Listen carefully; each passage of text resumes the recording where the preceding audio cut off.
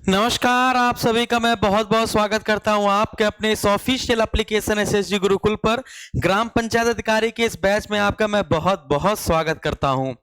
पंचायत के हम लोगों ने 2 टॉपिक कंप्लीट किए। आज से हम लोग पंचायत का तीसरा टॉपिक पढ़ना शुरू करेंगे और जो पंचायत का तीसरा टॉपिक है इसकी लगभग 2 क्लासेस हम आपकी लेंगे, है ना। आज ये क्लास मैं बहुत लंबी नहीं लूंगा। आज क्लासेस लंबी क्यों नहीं हो पाएंगी, क्योंकि अभी तक हम आपको बोर्ड पर लिख लिख कर पढ़ा रहे थे, है ना। और आज हम आपको पीडीएफ के थ्रू पढ़ाएंगे, यानी कि आज हम आपको कंटेंट मैंने पहले से लिखवा लिया है ना, टाइप करवा लिया है, उसकी पीपीटी बना ली है और उसको बेहतर तरीके से समझाएंगे।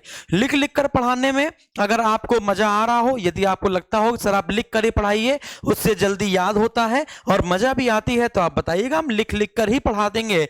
और अदरवाइज आज आप पंचायत का तीसरा चैप्टर पढ़ के देखिए, है ना। और किसी को बताना नहीं है, चुपचाप बस पढ़ना है, चुपचाप बस पढ़ना है। अगर कोई पूछे कि एसएसजी गुरुकुल में ग्राम पंचायत अधिकारी का बैच लेना है, तो उससे भैया कहिए बिल्कुल लेना है, जबरदस्ती कहिए लेना ही लेना है, फेना ही लेना है। वैसे एसएसजी गुरुकुल में अगर ग्राम पंचायत अधिकारी बनना है तो गुरुकुल में एडमिशन लेना ही लेना है ना। आप लोग जब तक मोटिवेट नहीं करेंगे लोगों को, तब तक बहुत सारे लोग अफवाह भी उड़ाते हैं। तो चलिए स्टार्ट करते हैं क्लास को आज की हम लोग। तो आज हम लोग पंचायती राज का तीसरा चैप्टर पढ़ने वाले हैं, पंचायतों के वित्तीय स्रोत, पंचायतों के वित्तीय स्रोत, है ना। अच्छा देखिएगा, आप लोग जो कंटेंट ढूंढ ढूंढ के ला रहे हैं ना, वो पंचायत अलग पार्ट है, वो उत्तर प्रदेश के परिप्रेक्ष्य में नहीं है। आप लोगों को उत्तर प्रदेश के परिप्रेक्ष्य में पढ़ना है, ये बात ध्यान रखिएगा। जो आपको इंटरनेट पे मैटर मिल रहा है वो आपका उत्तर प्रदेश के परिप्रेक्ष्य में नहीं है, सामान्य है। कहीं बिहार का मिल जाएगा, कहीं मध्य प्रदेश का मिल जाएगा, कहीं आंध्र प्रदेश का मिल जाएगा, और सिर्फ सारे जो कॉन्सेप्ट है वो बिगड़ जाएंगे, क्योंकि सभी राज्यों के कॉन्सेप्ट अलग अलग है पंचायती राज के अधिनियम के। तो याद रखना है, जैसे हम लोग जो अभी पढ़ रहे हैं, है ना, वो क्या पढ़ रहे हैं, संयुक्त प्रांत पंचायती राज अधिनियम, संयुक्त प्रांत पंचायती राज अधिनियम 1947। और लगातार इसमें जो संशोधन हुए हैं 2006 तक, है ना, उन संशोधनों को भी हम लोग यहां पर ऐड करते हुए पढ़ रहे हैं। इसमें आपकी टोटल 119 धाराएं हैं। इसमें आपके टोटल कितनी धाराएं हैं, 119 धाराएं हैं। और टोटल कितने अध्याय हैं, तो आप कहते हैं 9 अध्याय हैं। और इन पर हम लोग चर्चा पहले से कर चुके हैं, रट्टा भी मार चुके हैं। तो जो जो धाराओं का एक अलग से वीडियो बनाऊंगा, उसी का आपको देख लेना है, ठीक है ना। चलिए, तो आज का टॉपिक होगा पंचायतों के वित्तीय स्रोत व कार्य योजनाएं, कार्य योजनाएं, ठीक है ना। तो ये बताइए, हमने आपको बताया था संविधान की जो 11वीं अनुसूची है बच्चों, हमने आपको बताया जो संविधान की 11वीं अनुसूची है, जो संविधान की 11वीं अनुसूची है, उसमें कुल 29 विषय दिए गए हैं। अरे हाँ कि ना, उसमें कुल कितने विषय दिए गए हैं, 29 विषय दिए गए हैं। अब इस 29 विषयों को प्रभावी करने के लिए, इन 29 विषयों पर कार्य करने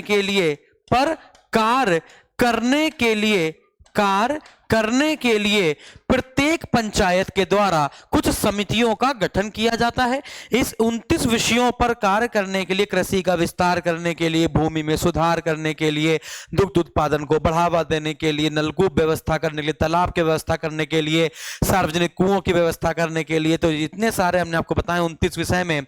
इन पर कार्य करने के लिए जो प्रत्येक पंचायत होती है वो कुछ समितियों का निर्माण करती है। क्या करती है बच्चों, कुछ समितियों का निर्माण करती है, कुछ समितियों का निर्माण करती है। तो अब बताइए, उत्तर प्रदेश के परिप्रेक्ष्य में स्थायी समिति कितनी है, बताइए। अब हम लोग उत्तर प्रदेश के परिप्रेक्ष्य में आते हैं।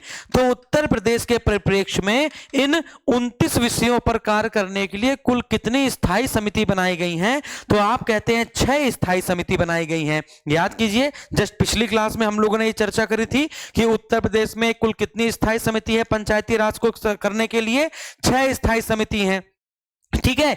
अब इन 6 स्थायी समितियों में फिर हम लोगों ने एक बात और भी करी थी, क्या, कि अगर समितियों की बात की जाए, यदि समितियों की बात की जाए, तो जो मुखिया होता है या जो प्रधान होता है, वो क्या, वो ऑटोमेटिकली किसका अध्यक्ष होता है, किस समिति का अध्यक्ष। जैसे हम लोग को पता है योजना आयोग का पदेन अध्यक्ष भारत का प्रधानमंत्री होता है।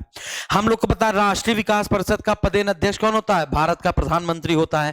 वैसे ही किस समिति का अध्यक्ष है ना, पंचायती राज की किस स्थायी समिति का अध्यक्ष मुखिया या प्रधान होता है, तो आप कहते हैं योजना व समन्वय समिति है क्या ना। योजना व समन्वय समिति का अध्यक्ष सदैव कौन होता है, ग्राम पंचायत का मुखिया या गांव का प्रधान होता है। अच्छा ये बताओ, ये भी एक क्वेश्चन पूछा था, हाँ बिल्कुल सही बता रहे हो बच्चों, है ना। बस याद करते रहना है, आप लोगों को याद करते रहना है, और जब पेपर आएगा तो देखिएगा यही पूरे क्वेश्चन एक एक क्वेश्चन पेपर में फंस रहे होंगे। अभी तो किताब ही नहीं आ रही है, लोगों के तोते उड़े हुए हैं, ठीक है ना। तो चलिए कोई बात नहीं, आगे बढ़ते हैं।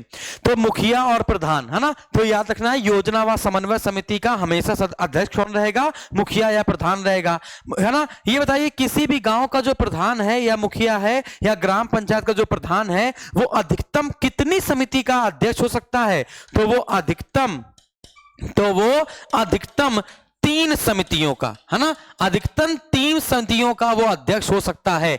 यानी कि स्थायी समितियों की संख्या 6 है, इसके अलावा कई अन्य समितियां भी बना सकते हैं, लेकिन मुखिया या प्रधान जो होगा वो अधिकतम कितनी समितियों का अध्यक्ष बन सकता है, 3 समितियों का अध्यक्ष बन सकता है ना। और जितनी भी समितियों को निर्माण किया जाएगा, उन 29 विषयों को पूरा करने के लिए जितनी भी समितियों का निर्माण किया जाएगा, उसमें हमने आपको बताया कि मैक्सिमम कितने मेंबर होंगे। अब देखिएगा, अगर हम लोग बिहार की बात करें, बिहार पंचायत अधिनियम की बात करें, तो वो कहता है मैक्सिमम 6 मेंबर होंगे।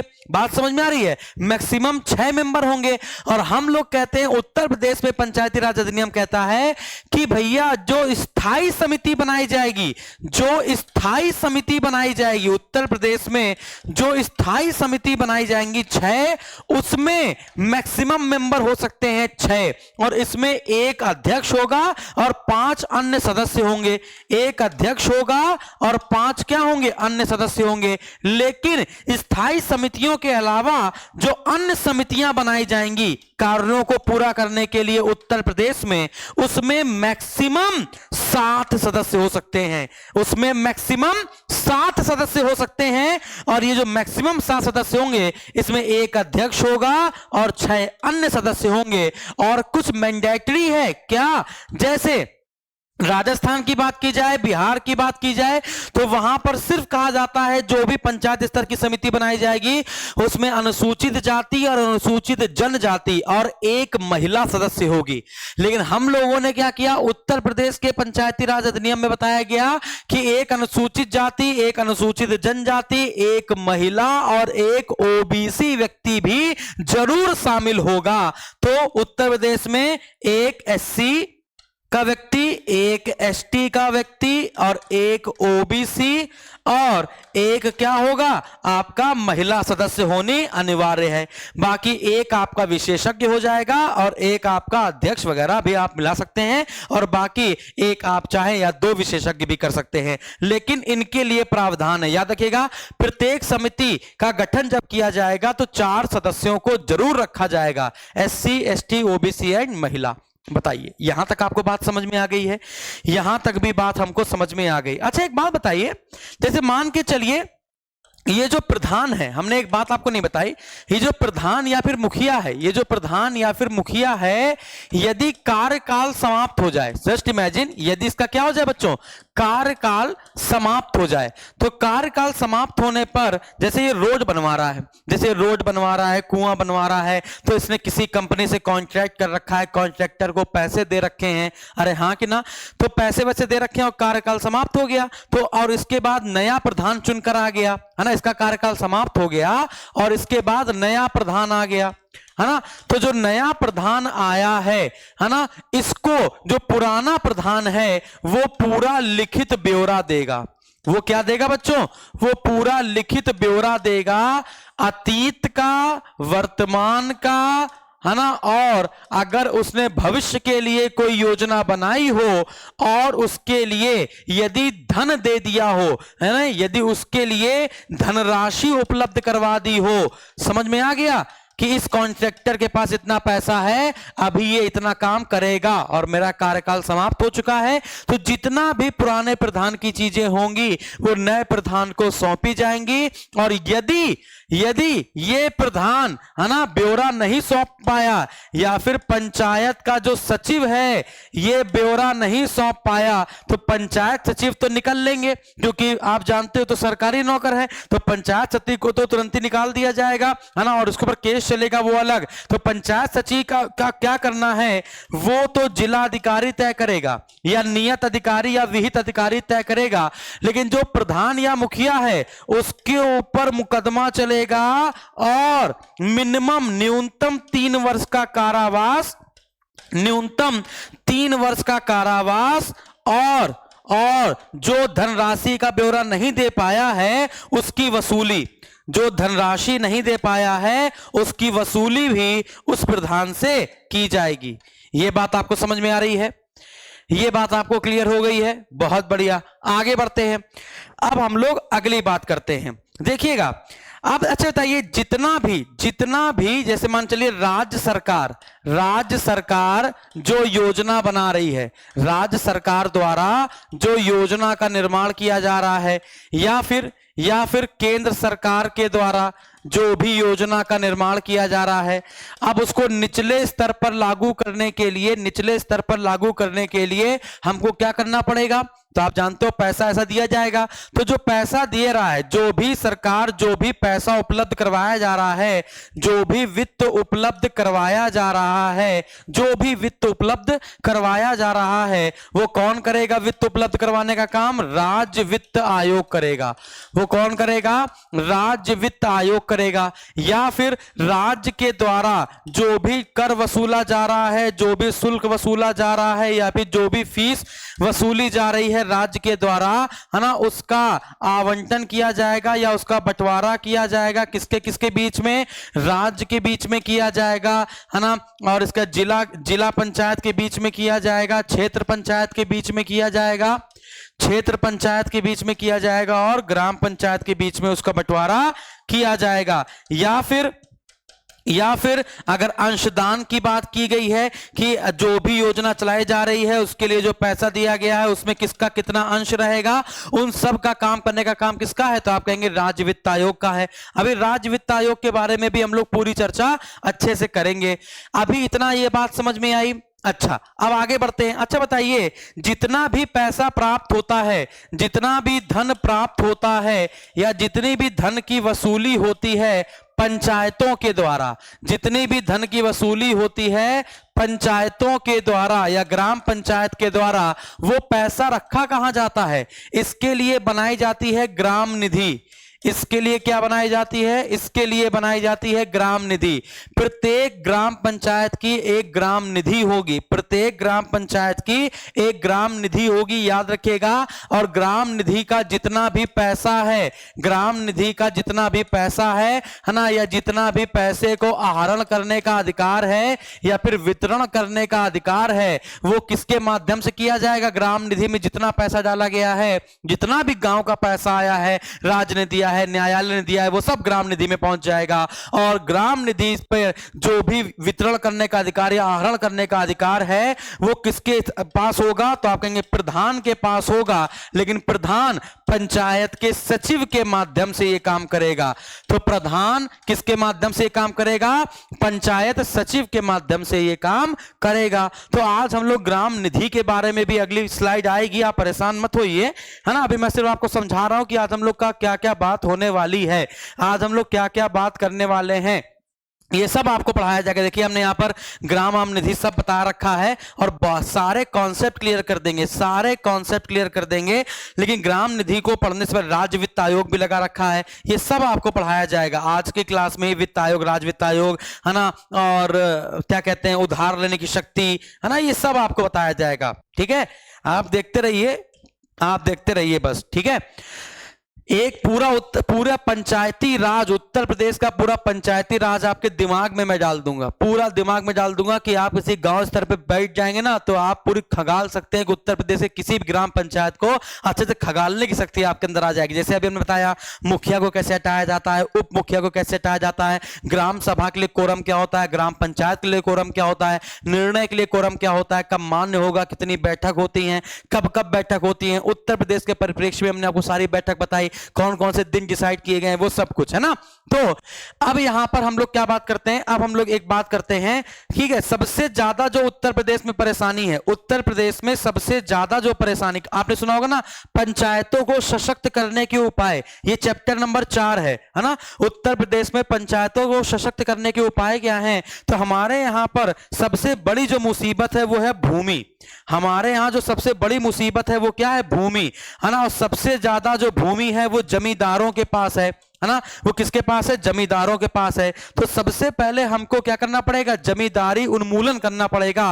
और उत्तर प्रदेश में ने क्या किया है? जमींदारी उन्मूलन बनाया भी है, भूमि व्यवस्था अधिनियम 1950 भी बनाया, लेकिन अभी भी पूरी तरीके से जमींदारों की उन्मूलन नहीं किया जा सका है। वैसे आप देखें गांव में अभी भी जमींदार होते हैं, गांव में लोग अभी भी, जिसके पास जमीन है वो बहुत ही ज्यादा जमीन है, और किसी के पास तो बेचारे के पास जमीन ही नहीं है। हालांकि विनोबा भावे ने आंध्र प्रदेश में तो भूदान आंदोलन चलाया और बहुत सारे जमींदारों से उनकी जमीन छीन छीन के भूमिहीन किसानों को दे दिया गया। लेकिन उत्तर प्रदेश ने भी बहुत सारे अधिनियम पास किए हैं, जैसे जमींदारों का उन्मूलन करना, जैसे जमींदारों का उन्मूलन करना, है ना। जोतों की हदबंदी या सीमा बंदी करना, जोतों की हदबंदी या सीमा बंदी करना, या है ना क्या करना? बिखरी जोतों को समेटना, बिखरी जोतों को समेटना, बिखरी जोतों को समेटना, है ना। चकबंदी करना, है ना, चकबंदी करना। अब आप कहेंगे सर जी उत्तर प्रदेश ने ये सब चीजें लागू तो करी हैं, क्या ये लागू हुई है? नहीं। गांव वाले अपने एक हाथ की जमीन के लिए पूरी जान लगा देंगे कि नहीं जाए, लड़ाई दंगा का पुश्तों तक लड़ाइयां चल रही हैं एक एक हाथ की जमीन के लिए। तो सोचो लेखपाल वहां पहुंचेगा और कह देगा तुम्हारा खेत टेढ़ा है, उसको हम सीधा कर देंगे और जो बचा हुआ खेत का पार्ट है उसमें हम सड़क निकाल देंगे, तो वो निकालवाएंगे? क्योंकि तुम्हारा दिमाग खराब है, टेढ़ा है, बकोला है तो मेरा, हम इसको ऐसे रखेंगे, घी का लड्डू है, टेढ़ा है लेकिन है तो मेरा, है ना। वो नहीं देने वाले।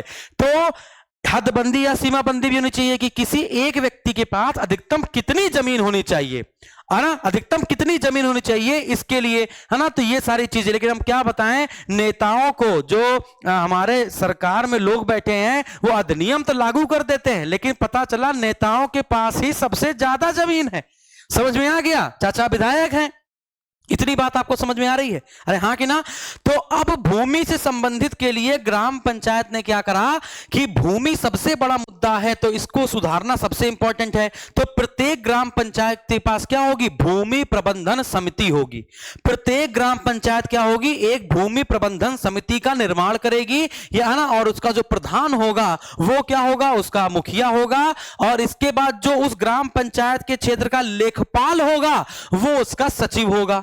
समझ में आ गया? तो भूमि को सुधार करने के लिए, है ना, वृक्षारोपण करने के लिए, वन लगाने के लिए, या फिर हाट लगाने के लिए, बाजार लगाने के लिए, मिल लगाने के लिए, ये सब प्रबंध करने का काम भूमि संबंधी काम या भूमि की संपत्ति संबंधी काम। अच्छा, भूमि की परिभाषा भी लोगों ने पूछी है किताबों में, पेपर में, भूमि की परिभाषा। तो भूमि में हर वो चीज आ जाएगी, चाहे वो चीज भूमि के अंदर हो, चाहे वो भूमि के साथ जुड़ी हो। यानी कि आदमी कहता नहीं है ये भूमि का कितना भाग तुम्हारा है, क्या 2 मीटर नीचे तक भूमि तुम्हारी है तो 2 मीटर नीचे जितनी भी चीजें निकल रही वो सब क्या हमारी हो जाएंगी? नहीं ना। तो भूमि का स्पष्टीकरण भी आपको यहां पर देखना पड़ेगा। तो चलिए अब स्टार्ट करते हैं। अब यहां पर हम लोग स्लाइड स्टार्ट करते हैं, क्योंकि अच्छा लग रहा हो तो यस सर बोल दीजिए, समझ में आ रहा हो, कॉन्सेप्ट क्लियर हो तो यस सर जरूर बोला करो, ठीक है। सर इतने कम फीस में इतना अच्छा कंटेंट कोई नहीं देता है, और लोगों को तो अभी अभी भटक रहे हैं कि कंटेंट कहां से पढ़े, क्या ना पढ़े। यूपी SSSC मतलब SSG गुरुकुल, चलो धन्यवाद, आगे बढ़ते हैं। तो भूमि प्रबंधन समिति की बात करते हैं। ग्राम पंचायत भूमि प्रबंधन समिति भी होगी और इस रूप में वह उत्तर प्रदेश जमींदारी विनाश और भूमि व्यवस्था अधिनियम 1950 की धारा 117 के तहत अधीन ग्राम पंचायत की या ग्राम पंचायत की जितनी संपत्ति है उसका संरक्षण करेगी, विकास करेगी, पर्यवेक्षण करेगी, रखरखाव करेगी। यानी भूमि प्रबंधन समिति का काम क्या है? उत्तर प्रदेश जमींदारी विनाश और भूमि व्यवस्था अधिनियम 1950 की धारा 117 के तहत ग्राम पंचायत और ग्राम पंचायत की पूरी संपत्ति और उसकी भूमि संपत्ति की रक्षा करने का काम, पर्यवेक्षण करने का काम, रख रखाव का काम भूमि प्रबंधन समिति करती है। अब आप कहेंगे अच्छा सर, गांव स्तर में जितनी भी जमीन है यदि उसका प्रबंधन रख रखाव अगर भूमि प्रबंधन समिति कर रही है तो भूमि प्रबंधन समिति में सदस्य भी तो होते हैं, मैक्सिमम 7 सदस्य हो सकते हैं, 6 सदस्य हो जाएंगे, एक अध्यक्ष हो जाएगा। तो क्या वो जो सदस्य हैं क्या सर वो भूमि का दुरुपयोग करके अपनी जेब नहीं भर रहे होंगे? अरे भर रहे होंगे, सिंपल सी बात है। पढ़ाई अलग है, निजी जीवन अलग है, सही अलग है ना? आपको ऐसा लग रहा होगा नहीं, आपको ऐसा लग रहा होगा तो नहीं।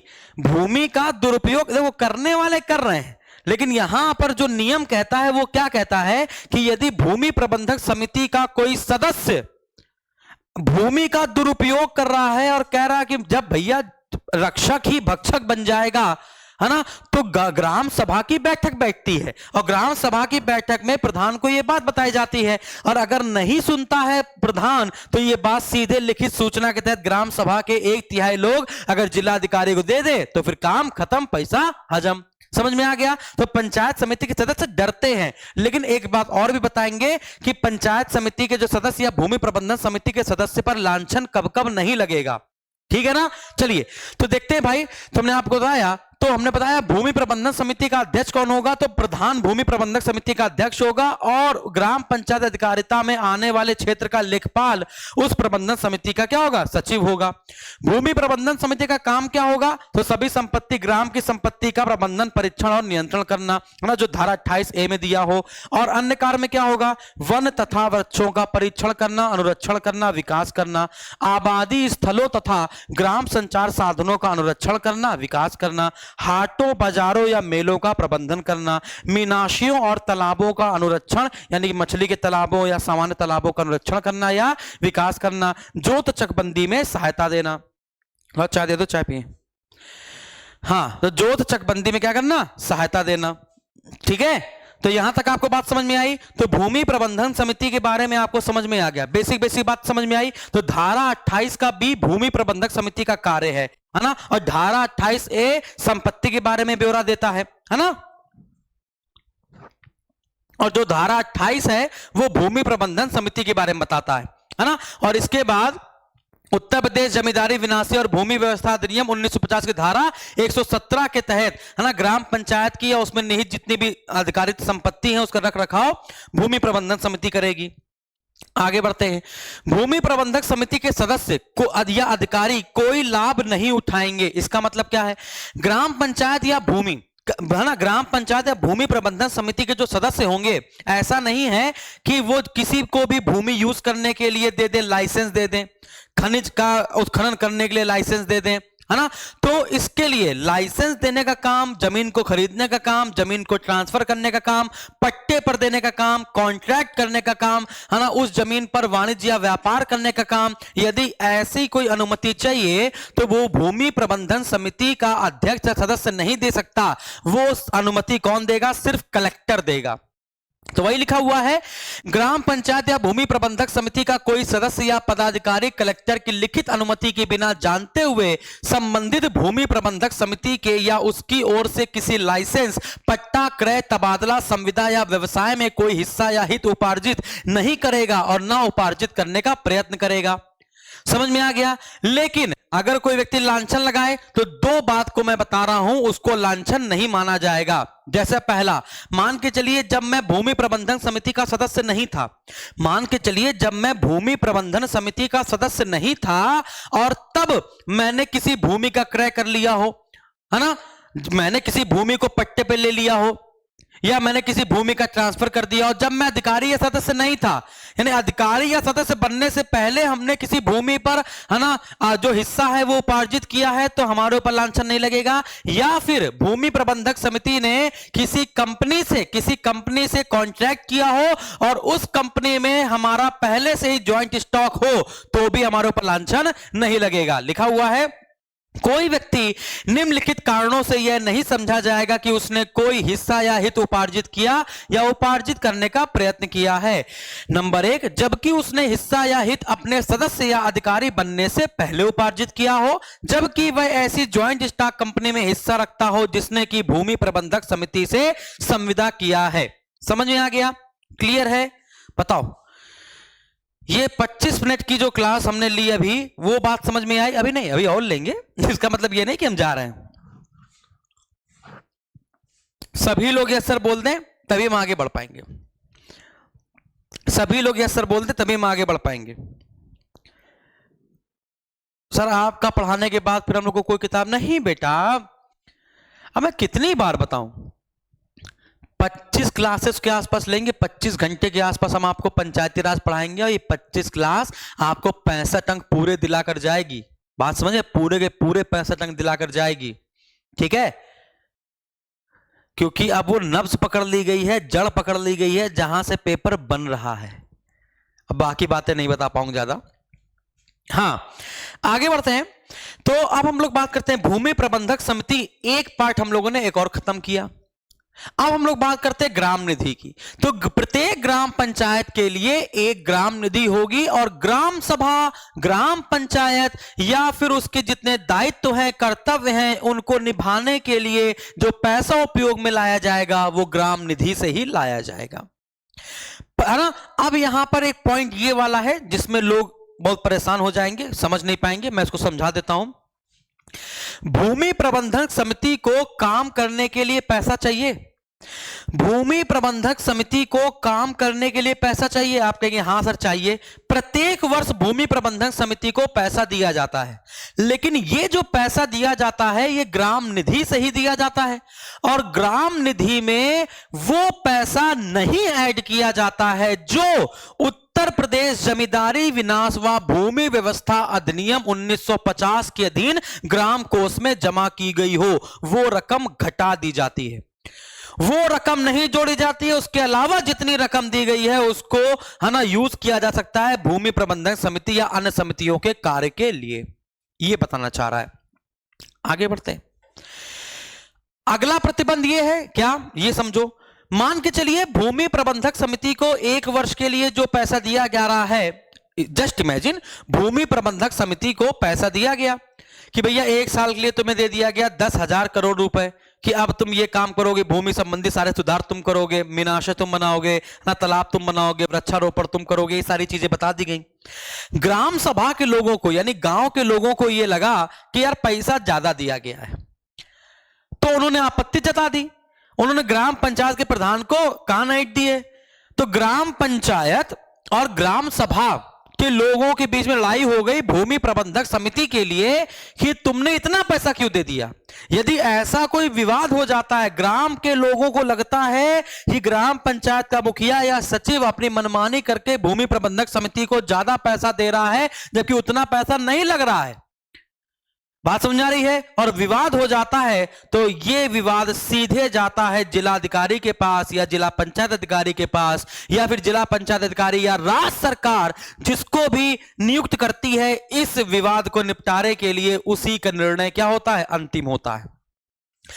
तो लिखा है अग्रतर प्रतिबंध यह है कि भूमि प्रबंधक समिति का ग्राम पंचायत या ग्राम सभा से इस बात पर मतभेद होने की दशा में कि भूमि प्रबंधक समिति को कितने रुपए की आवश्यकता है, यह मामला प्रधान द्वारा निर्धारित अधिकारी को भेजा दिया जाएगा जिसका निर्णय माननीय होगा। क्लियर है? अब देखते हैं ग्राम निधि में कहां कहां से पैसा आता है। ग्राम निधि में पूरा पैसा कहां कहां से आता है, हमने बताया ना, जितना भी वसूली होगी वो सब ग्राम निधि में पहुंच जाएगी। जरा देखेंगे, इस अधिनियम के अधीन लाए गए किसी कर की आय राज्य सरकार द्वारा ग्राम निधि में पैसा कहां कहां से जमा किया जाता है। राज्य सरकार द्वारा ग्राम पंचायत को दी गई समस्त धनराशियां विलेज पंचायत एक्ट के अधीन, जैसे मान चलिए जो पंचायत का कार्यकाल चल रहा है उसके पहले से ही ग्राम निधि में पैसा जमा हुआ है तो वो भी पैसा आप यूज कर सकते हो। तो विलेज पंचायत अधिनियम के अधीन पहले से विद्यमान पंचायत के नाम जमा अवशेष यदि हो, समस्त धनराशियां जिन्हें न्यायालय या किसी अन्य कानून से ग्राम निधि में जमा करने की आज्ञा दी गई हो, ग्राम पंचायत के सेवकों द्वारा, ग्राम पंचायत के जो सेवक हैं उन्होंने गोबर बेचा, धूल बेची, मिट्टी बेची, गंदगी बेची, कूड़ा करकट बेचा, पशुओं के सब बेचे, उन सबको बेचने के बाद जो पैसा प्राप्त किया उसको भी ग्राम निधि में डाल दिया जाता है। जिला पंचायत अथवा किसी अन्य स्थानीय प्राधिकारी द्वारा ग्राम निधि में से अंशदान के रूप में दी गई धनराशियां, लोन लिया है ग्राम पंचायत ने, है ना, तो वो भी इसी में जाएगा। लोन कैसे लेता है, किसके माध्यम से लेता है, वो सब बताएंगे। ऋण अथवा दान के रूप में दी गई धनराशियां, ऐसी धनराशियां जो राज्य सरकार के किसी सामान्य अथवा विशेष आज्ञा द्वारा ग्राम निधि को अभ्यर्पित की जाए। समस्त धनराशियां जो धारा 25 अथवा किसी अन्य विधि के अधीन किसी व्यक्ति अथवा निगम अथवा राज्य सरकार से ग्राम पंचायत को प्राप्त हुई हो या राज्य की संचित निधि से जो सहायता अनुदान दी गई हो, वो सारी समस्त धनराशियां कहां पर आ जाती हैं, कहां पर जमा कर दी जाती हैं, ग्राम निधि में। तो ग्राम निधि क्या है, बेसिक बात आपको समझ में आई। तो ग्राम निधि क्या है आपको समझ में आई, समझ में आई, क्लियर है, बहुत बढ़िया। फिर मैंने बताया ग्राम निधि में से जो धन का आहरण होगा, वितरण होगा, वो कौन करेगा, मुखिया करेगा, पंचायत का सचिव, दोनों संयुक्त रूप से करेंगे। तो आई विश कि मैं आपको ग्राम निधि भी समझा पाया। एक एक पार्ट, एक एक टॉपिक अच्छे से समझा रहा हूं। तीसरा चैप्टर चल रहा है पंचायत का वित्तीय स्रोत और कार्य योजना, ये सब चल रहा है। ठीक है, आगे बढ़ते हैं। अब हम लोग बात करते हैं वित्त आयोग की। अब हम लोग बात करते हैं वित्त आयोग की। हमने आपको बताया जैसे 73वां संविधान संशोधन 1992 पास हुआ है ना, तो दिया गया है राज्यपाल का कर्तव्य है कि इस अधिनियम के लागू होने के तुरंत 1 साल के बाद, है ना, एक राज्य वित्त आयोग का गठन किया जाएगा, एक राज्य वित्त आयोग का गठन किया जाएगा, या और हर 5 साल के बाद फिर वित्त आयोग का गठन किया जाएगा, है ना। यानी जो वित्त आयोग का गठन है वो कौन करता है, तो आप कह देंगे सर वित्त आयोग का गठन तो राज्यपाल करता है। अब ये करता क्या, हर कितने वर्ष का कार्यकाल होता है, 5 वर्ष का कार्यकाल होता है। तो राज्यपाल, उत्तर प्रदेश पंचायती राज अधिनियम की धारा 32 के ए में वित्त आयोग का बात की गई है। धारा 32 ए में उत्तर प्रदेश पंचायती राज अधिनियम 1947 में, तो राज्यपाल प्रत्येक 5वें वर्ष के अवसान पर ग्राम पंचायत, क्षेत्र पंचायत और जिला पंचायत की वित्तीय स्थिति का पुनर्वलोकन करने के लिए, वित्तीय स्थिति में सुधार कैसे किया जाए, पंचायतों को सशक्त कैसे बनाया जाए, यहीं पर आपको समझ में आएगा वित्त आयोग को पढ़ने पर ही। ठीक है, तो स्थिति का पुनर्वलोकन करने के लिए और राज्यपाल को अन्य सिफारिशें प्राप्त करने के लिए, वित्त संबंधी अन्य सिफारिशें प्राप्त करने के लिए, वित्तीय स्थिति में सुधार लाने के लिए जिला पंचायत, ग्राम पंचायत और क्षेत्र पंचायत में वित्त आयोग का गठन किया जाता है। तो वित्त आयोग करता क्या है, राज्य द्वारा जो भी कर वसूले गए हैं, शुल्क, पथकर और फीसों के शुद्ध आगमों का वो बंटवारा करता है राज्य में, जिला पंचायत में, क्षेत्र पंचायत में और ग्राम पंचायत में, या फिर ग्राम पंचायत, क्षेत्र पंचायत और जिला पंचायत के बीच में ऐसे आगमों को अपने अपने अंशों के अनुसार अंशदान भी कर देता है। राज्य की संचित निधि में से ग्राम पंचायत, क्षेत्र पंचायत और जिला पंचायत को सहायता अनुदान देता है। ग्राम पंचायतों, क्षेत्र पंचायतों और जिला पंचायतों की वित्तीय स्थिति में सुधार कैसे लाया जाए उसके लिए भी बताता है राज्यपाल को। कोई अन्य विषय जो राज्यपाल द्वारा ग्राम पंचायतों, क्षेत्र पंचायतों और जिला पंचायतों की वित्तीय स्थिति को ठोस अवस्था में बदलने के लिए जो भी वित्त आयोग से सलाह मांगे राज्यपाल, वो वित्त आयोग सलाह प्रदान करता है। वित्त आयोग में एक अध्यक्ष होता है और 2 सदस्य होते हैं। एक अध्यक्ष और 2 सदस्य होते हैं। वित्त आयोग के अध्यक्ष और सदस्य अगर त्यागपत्र देना चाहे तो राज्यपाल को दे सकते हैं, है ना। इसके बाद वित्त आयोग अपने कृत्यों के संपादन के लिए निम्नलिखित शक्तियां होंगी। नहीं, वित्त आयोग अपने कार्य को करने के लिए, है ना, उसके पास अपनी कुछ शक्तियां होंगी, जैसे वो किसी अधिकारी या प्राधिकारी से कोई रिपोर्ट मांग सकता है, या फिर उसको अपने समक्ष आने के लिए और सबूत देने के लिए या साक्ष्य प्रस्तुत करने के लिए बुला सकता है, या फिर अन्य शक्तियां जो राज्य सरकार द्वारा राज्य वित्त आयोग को प्रदान की जाए संसद, विधानसभा की नियत विधि के द्वारा, या फिर उत्तर प्रदेश पंचायती राज अधिनियम की 1947 में संशोधन करके। राज्यपाल, अच्छा, प्रत्येक वर्ष राज्य वित्त आयोग अपनी वित्तीय रिपोर्ट पेश करता है। किसको रिपोर्ट पेश करता है, राज्यपाल को। जो वित्त आयोग है वो प्रत्येक वर्ष राज्यपाल को अपनी एक वर्ष की रिपोर्ट पेश करता है और जो राज्यपाल है वो उस रिपोर्ट को विधानसभा और विधान परिषद या विधान मंडल के दोनों पटलों पर रखवाता है, फिर उस पर चर्चा की जाती है। आगे बढ़ते हैं। अब यहां पे लिखा है भूमि अर्जित करने का अधिकार।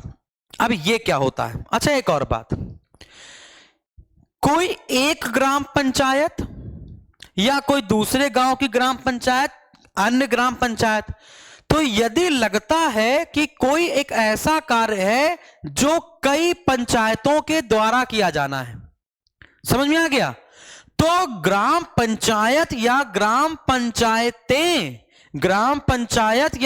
पंचायतें मिलकर भी काम कर सकती हैं। बात समझ में आ रही है? मिलकर भी काम कर सकती हैं, लेकिन यह रिपोर्ट पहले जिलाधिकारी के पास जाएगी। ठीक है ना? चलिए बात करते हैं, भूमि अर्जित करने का अधिकार क्या है। ग्राम पंचायत का उल्लेख आपको धारा 20 में मिल जाएगा, ग्राम पंचायतों का उल्लेख धारा 30 में मिल जाएगा। अब ये है क्या, इसको ये समझना है।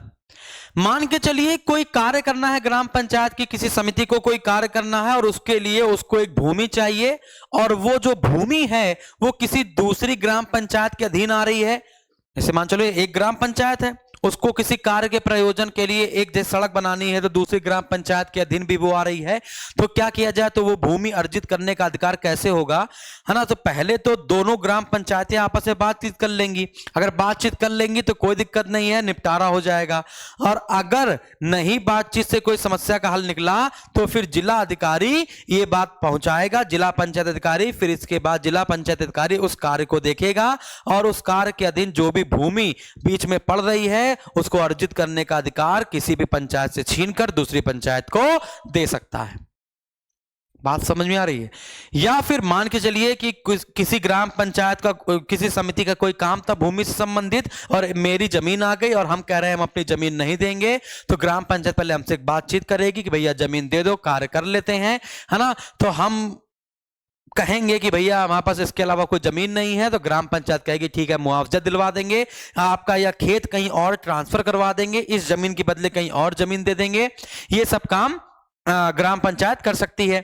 लेकिन ये बात समझिएगा, पहली बात तो संपत्ति के अधिकार को अब विधिक अधिकार बना दिया गया है, आपको पता है, अब अनुच्छेद 300A में चला गया है। पहले संपत्ति का अधिकार हमारा अधिकार था, मौलिक अधिकार था। तो अब अगर हमने फिर भी भसड़ मचाई, है ना, तो प्रधान हमसे लड़ेगा नहीं, जिलाधिकारी आएगा और जबरदस्ती हमारी जमीन ट्रांसफर कर देगा और हमको कोई दूसरी जमीन दे देगा, नहीं तो उसके बदले में पैसा दे देगा, यही कह रहा है।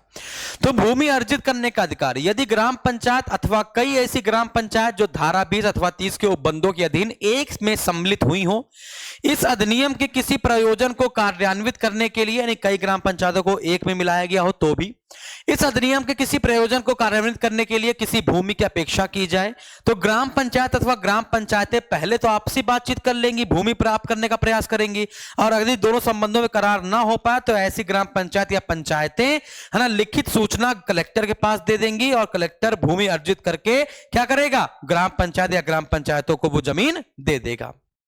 समझ में आ गया? आगे बढ़ते हैं।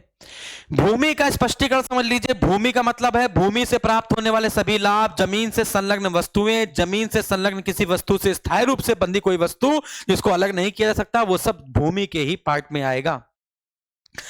ग्राम पंचायत में निहित संपत्ति, राज्य सरकार द्वारा जितने भी प्रावधान किए गए हैं, विशेष रक्षण दिए गए हैं, उसके तहत जितनी भी भूमि है वो सारी भूमि पर हक उस ग्राम पंचायत जो ग्राम के अंदर आ रही है वो ग्राम पंचायत के अधीन आ जाएगी भूमि।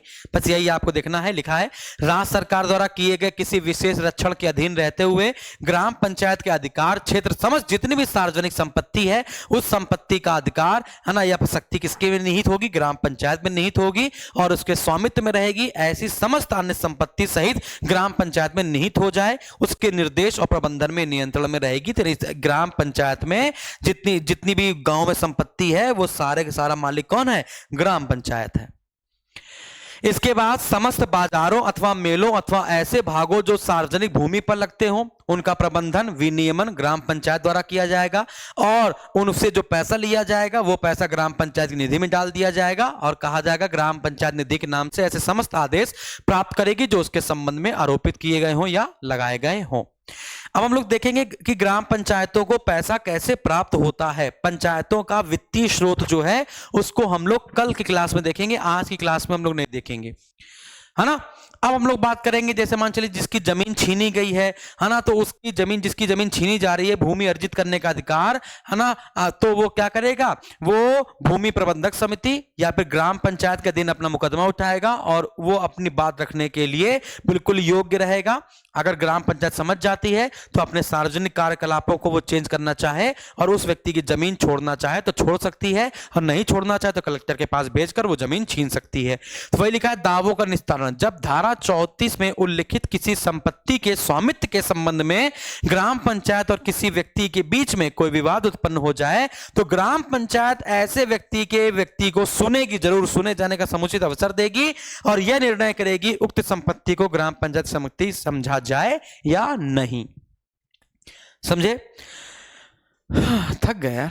हाँ, आजकल बुढ़ापा आ गया, तुम तो जान ही रहे हो।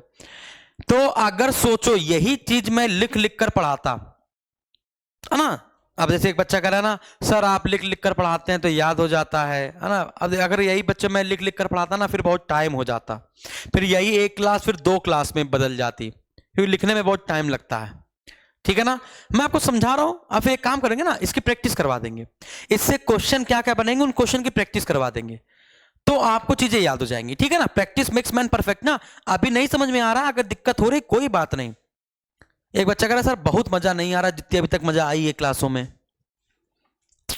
किसको किसको मजा नहीं आ रहा है? किसको किसको मजा नहीं आ रहा है? बोर लग रहा है क्या? बोर इसलिए लग सकता है ना क्योंकि अभी तक की जो क्लासें ली हैं वो संविधान आपने पढ़ा है, पंचायत का स्वरूप, मुखिया कैसे हटाया जाए, इसको कैसे हटाया जाए, वो सब इंटरेस्टिंग था। इंटरेस्टिंग ये भी है लेकिन कभी पढ़ा नहीं है इसलिए ऐसा लगता है। पहली बार है ना, इसी वीडियो को जब 2-3 बार देखोगे तब तुम्हें आसान लगने लगेगा कि अरे भाई कुछ था ही नहीं यार, 5 मिनट का टॉपिक था ही तो याद करने का। बाकी हम प्रैक्टिस करवाएंगे तो आपको समझ में आ जाएगा। आगे बढ़ते हैं। उधार लेने की शक्ति। ठीक है, उधार लेने की शक्ति, ये हम लोग आज लास्ट पढ़ेंगे, उधार लेने की शक्ति। फिर इसके बाद छुट्टी। ठीक है, इसके बाद हम आपको जो कर लगाए जाते हैं, ठीक है, अभी उसकी पीपीटी बन नहीं पाई है, आज के लिए इतने से कर शुल्क का आरोपण कैसे किया जाता है, कैसे वित्त प्राप्त होता है और उस पर कितने कौन कौन से नियम लगते हैं, कब नहीं छीना जा सकता है, कितने रुपए किस पर टैक्स लगाया जाएगा, दुधारू पशुओं पर कितना टैक्स लगा सकता है ना, ये सारी चीजें हम आपको अगली क्लास में पढ़ाने वाले हैं। तो अब आगे बढ़ते हैं। उधार लेने की शक्ति। कोई भी ग्राम पंचायत ऋण ले सकती है, लोन ले सकती है अपने कार्य को करने के लिए। कोई भी ग्राम पंचायत लोन ले सकती है अपने कार्य को करने के लिए, लेकिन वो लोन कौन देगा? वो लोन कोई भी दे सकता है, विधि द्वारा स्थापित किसी वित्तीय निगम से ले सकती है, अनुसूचित बैंक से ले सकती है, उत्तर प्रदेश कोऑपरेटिव बैंक से, डिस्ट्रिक्ट कोऑपरेटिव बैंक, या फिर आप कह सकते हैं किसी अन्य ग्राम पंचायत के इस अधिनियम के किसी भी प्रायोजन को कार्यान्वित करने के लिए धनराशि उधार ले सकती है ना। तो पेपर में पूछा जाएगा कि क्या ग्राम पंचायत अधिकारी को या ग्राम पंचायतों को, है ना, बैंकों से धन लेने की या उधार लेने की शक्ति प्राप्त है? तो आप कहेंगे ग्राम पंचायतों को प्राप्त तो है, लेकिन ग्राम पंचायत वो धन तभी उधार ले सकती है जब कौन कहे? राज्य सरकार से, अथवा राज्य सरकार इस लोन के लिए जिस अधिकारी की नियुक्ति करे उस अधिकारी की अनुमति के बाद।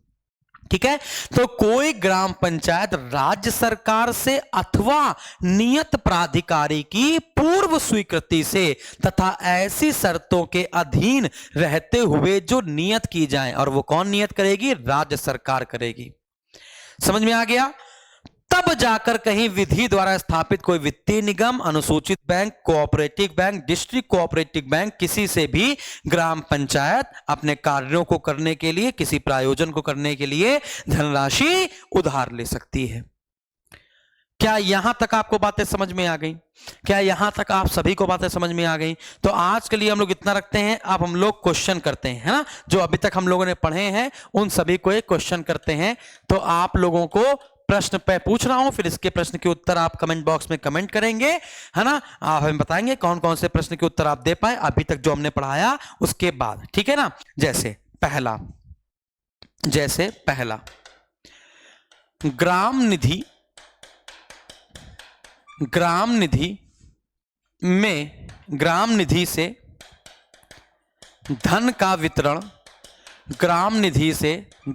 वितरण किसके द्वारा किया जाएगा?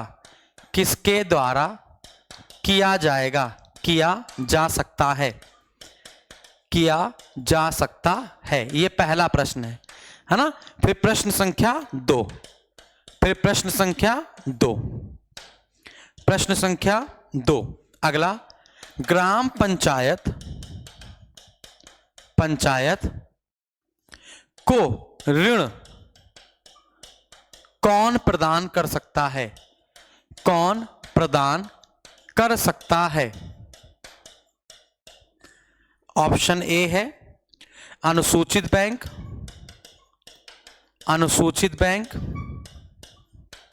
नंबर 2 कोऑपरेटिव बैंक,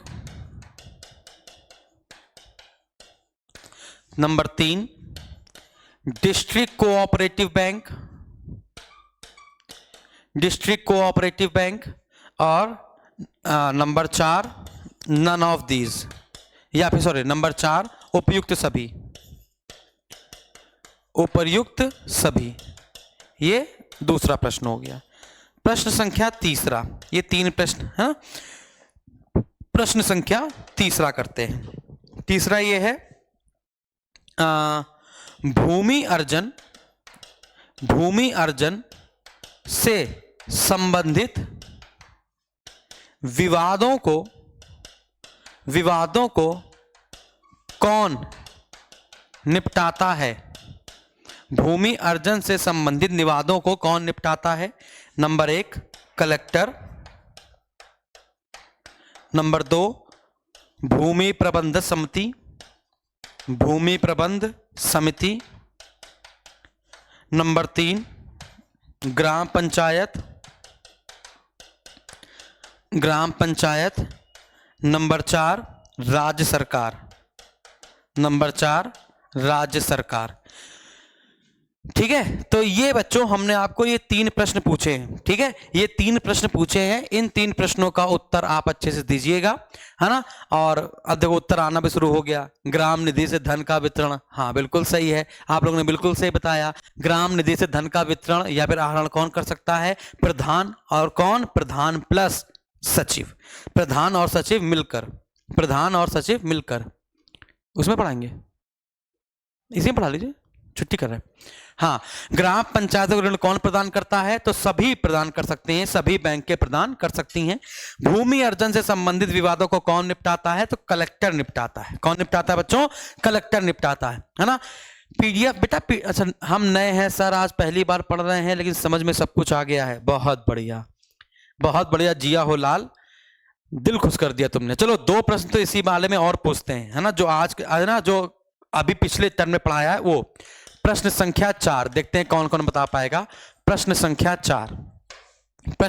4 ये है कि उत्तर प्रदेश पंचायती राज अधिनियम के तहत 1947 के तहत ग्राम सभा की बैठक 1 वर्ष में कितनी होनी चाहिए? 1 वर्ष में कितनी होनी चाहिए? ये प्रश्न है। ठीक है, फिर इसके बाद प्रश्न संख्या 5, ग्राम सभा का कोरम कितना होना चाहिए? ग्राम सभा की बैठक के लिए कितना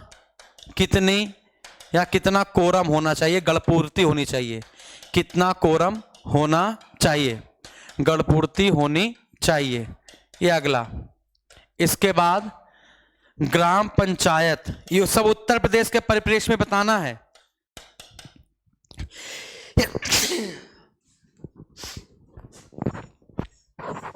अगला क्वेश्चन, अगला बताएंगे, ग्राम पंचायत की बैठक का कोरम कितना है?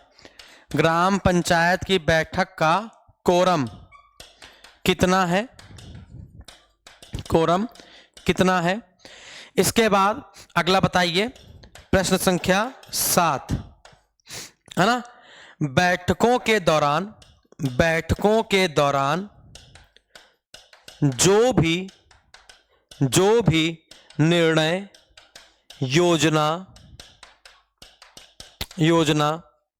योजना पर चर्चा होती है उसको या उसकी रिपोर्ट बनाने का कार्य कौन करता है? उसकी रिपोर्ट बनाने का कार्य कौन करता है? चलो ये 7 प्रश्न हमने पूछ दिए है ना। अब अभी उत्तर मत दीजिए, अभी जितने भी लोग हैं अभी उत्तर मत दीजिए है ना। हम इसके उत्तर कल आपको बताएंगे। इसकी पीडीएफ बच्चों आपको भी मिल जाएगी, इसकी पीडीएफ हम कन्वर्ट कर देंगे है ना। अरे भैया पीडीएफ मिलती है यार, 6 क्लास से ली है, 6 क्लास की पीडीएफ मिली है, 7वीं क्लास आज की पीडीएफ मिल जाएगी। कौन कह रहा पीडीएफ नहीं मिलती है कि नहीं? सब कुछ मिलेगी। डेली बेसिस पे क्लास चलती है, आप जानते हो, है कि नहीं? हाँ, तो आज के लिए इतना काफी रखते हैं और लोगों को शेयर जरूर किया करें। क्लास को ना शेयर कर देना, समझे ना। क्लास को नहीं कर देना है कि पेड क्लास वैसे भी नहीं कर पाओगे है ना, लेकिन लोगों को बताना है, अपने दोस्तों को, यारों को, जिनको तुम्हें लगता है कि नहीं तो फिर हमको ही ये वीडियो उठा के यूट्यूब पे डालने पड़ते हैं। समझ में आ गया? ताकि फिर हमें, जब तुम लोग नहीं करोगे तो हमें डालना पड़ेगा, सिंपल सी बात है ना। लेकिन अभी मार्केट में सन्नाटा छाया हुआ है, जिसका जो मन में आ रहा है वो पढ़ा रहा है, इसलिए हम भी चुपचाप बैठे हुए हैं। समझ में आ गया? अभी बुक जो उठा के पढ़ रहे हो वो सब छोड़ दो, जो हम पढ़ा रहे हैं हम आपको 2 पार्ट पढ़ाएंगे, उसी में से मिल जाएगी। और जो आगे मार्केट में बुक आएंगी तुम देखना यही सब उठा के मिलेगी, और नहीं तो हम भी बुक अभी बना रहे हैं अपनी, वही मिलाएंगे और वही बुक बिकेगी, आप देखिएगा, ठीक है ना। तो बस आज के लिए इतना काफी रखते हैं। मैंने ऐसा आपसे कहा भी था कि आज की क्लास बहुत लंबी नहीं चल पाएगी, आज है ना एक छोटी क्लास होगी। कल की क्लास आपकी 1 से 1.5 घंटे की होगी और इसमें पंचायत का वित्तीय स्रोत और कार्य योजना वाला पार्ट खत्म कर देंगे और एक एक चीजों को समझा देंगे, और भी अन्य पार्ट है, ठीक है ना।